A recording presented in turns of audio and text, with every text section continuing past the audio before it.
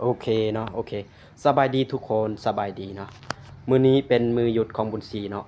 ซึ่งบุญศรีจะพาทุกคนไปเที่ยวไปรับชมประตูใส่นำกันเนาะซึ่งจะมีหลายๆที่น่าสนใจที่ท่านผู้ชมจะได้เบิ่งนำกันไปเบิ่งนำกันเลยอันดับแรกเนาะใส่หมวกกันน็อกก่อนเพราะว่าเพื่อความปลอดภัยอันนึงเพื่อความปลอดภัยซองถึกกฎจราจรเนาะที่เพิ่นกำหนดไว้เนาะอ่า ถ้าบ่ใส่หมวกกันน็อกเนาะตำรวจมักเอิ้นมักมาลมมาคุยเนาะบ่มัก มาลุย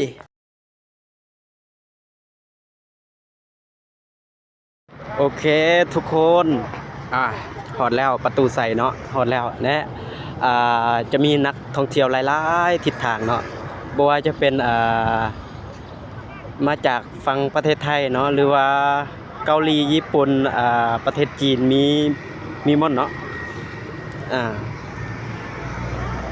ขนาด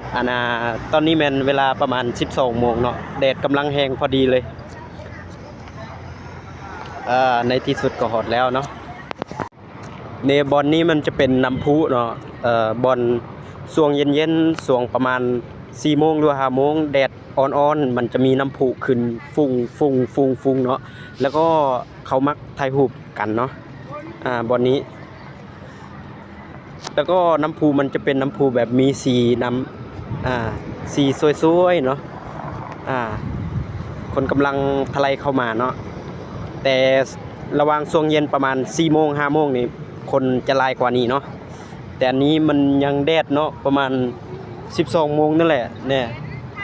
คนก็ยังหลายเต็มเลยเนาะยินดีต้อนรับเด้ออ่าสูงแถวเนาะโอเคเนาะตอนนี้จะพาท่านผู้ชมไปเบิ่งข้างในเนาะมันจะมีลวดลายเป็นสัญลักษณ์เป็นเอกลักษณ์ของลาวเนาะมันจะมีลวดลายมันลายเนาะแต่ว่าเฮาก็บ่ฮู้มันลวดลายมันความหมายมันแนวใดแต่มันน่าจะมีความหมายสำหรับประเทศลาวเนาะอ่าตอนนี้เฮาก็อยู่ข้างในเนาะคนกำลังทะเลเข้ามาเพราะว่าวันนี้มันห่มเนาะอยู่นอกมันแดดแล้วก็ข้างในนี่มันเขาจะห้ามสูบยาเนาะห้ามสูบบุหรี่เนาะห้ามสูบยาข้างในนี่เพราะว่ามันเป็นเขตอนุรักษ์เขตห่วงห้ามเนาะแค่กำลังขึ้นข้างในแล้วเนาะมันจะมีลายสันเนาะ2-3สันนั่นแหละเฮาก็ขึ้นครั้งแรกแดนี่เขาเขียนว่าห้ามขีดเขียนฝาผนังเนาะส่วนฝาผนังนี่มันเขาจะบ่ให้ขีดเขียนเนาะอันนี้มันจะเป็นสั้นหนึ่งเนาะโอเคเมื่อกี้ฮอตสั้นหนึ่งเนาะเดี๋ยวนี้สั้นสองนี่เขาเขียนว่าสั้นสองว้าวทุกคนข้างในว้าว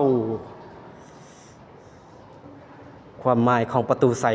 ความหมายของประตูใสโอเคนะทุกคนรายละเอียดของประตูใสมันจะมีอยู่ในนี้หมดเนาะซึ่งถูกสร้างตั้งขึ้นในปีคศ1975เนาะถึง1968เนาะ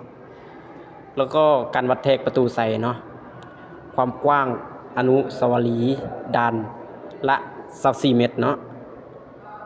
แล้วก็ความกว้างของประตูทางเข้าด้านละ8เมตรเนาะ 0.8 หรือ8เมตรความสูงของอนุสาวรีย์แมน49เมตรเนาะแล้วก็อนุสาวรีย์ประกอบมี7สันเนาะรวมทั้งหมดมี7สันเนาะมี7สันแล้วก็อนุสาวรีย์มีคันไดทั้งหมด197คันเนาะงบประมาณแมน63ล้านกีบเนาะสมัยนั้นเด้อบ่แม่นสมัยนี้เด้อตั้งแต่สมัยนั้นรายละเอียดมันจะมีในนี้หมดเลยกว้างสมควรเนาะถือว่ากว้างสมควรเด้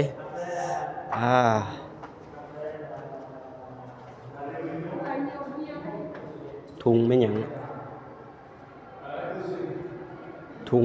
ของโลกเนาะน่าจะเป็นทุงของโลกเนาะลอยไป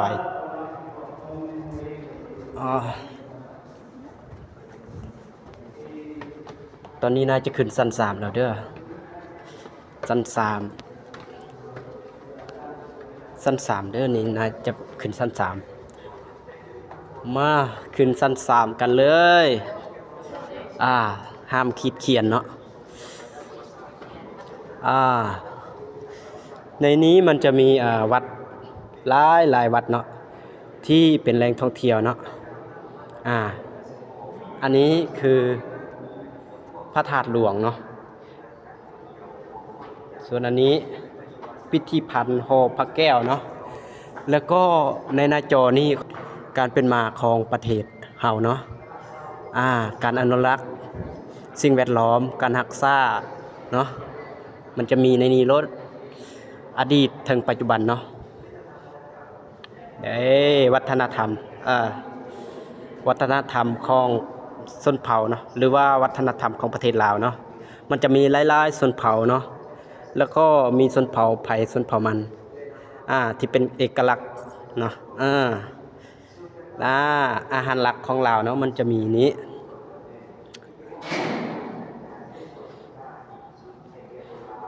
มีชนเผ่าหลายชนเผ่าเนาะที่ดำรงชีวิตเนาะมีหลายชนเผ่าเนาะ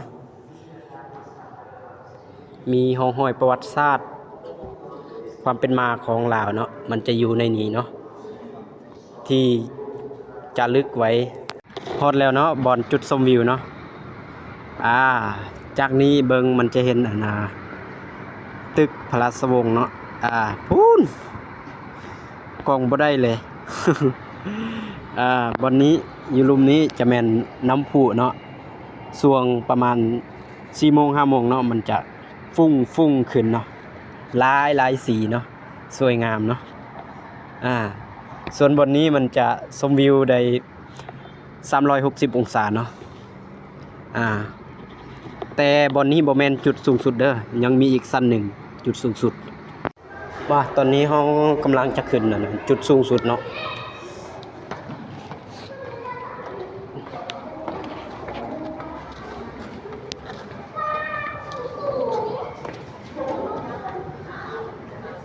บนนี้จะเป็นจุดบน